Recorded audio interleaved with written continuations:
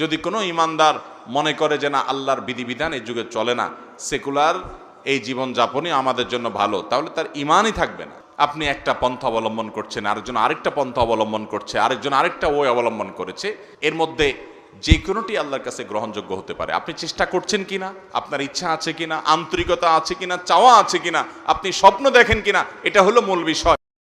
সর্বত্র আল্লাহর নির্দেশ যেন বাস্তবায়িত হয়, একজন মুসলমানের জন্য সেই চেষ্টা করা কি উচিত নয়?